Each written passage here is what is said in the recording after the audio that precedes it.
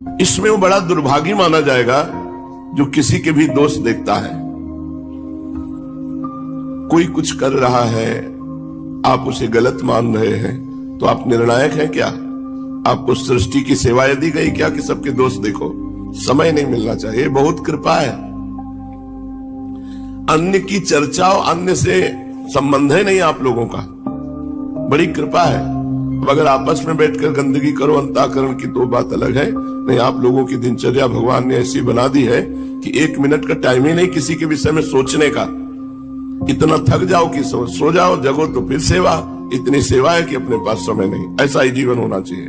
पूज्य पंडित दया प्रसाद जी की वाणी में पीछे कि आपकी दिनचर्या इतनी बिजी होनी चाहिए कि 1 मिनट भी खाली नहीं होना चाहिए। तो जो ऐसे घूमते रहते हैं वो एक दूसरे की निंदा करते हैं, एक दूसरे के दोष दर्शन करते हैं, दुर्भागी है।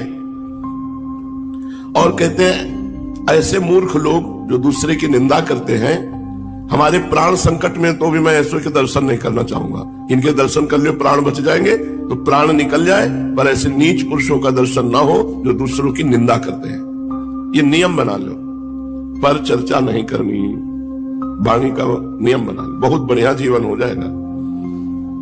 हमारे सदगुरुदेव भगवान का नियम है, पर चर्चा नहीं करते। कभी कुछ धीरे से बोल दे तो बोल दे, नहीं तो मौन। पर चर्चा का ज्ञान हमको गुरु जी से ही हुआ।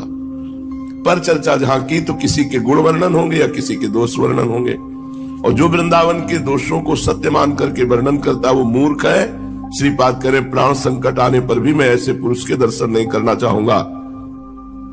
किसी भी विषय में क्यों न हो, वो उपहासास्पद बन जाएंगे जो दूसरों के दोष दर्शन करेंगे।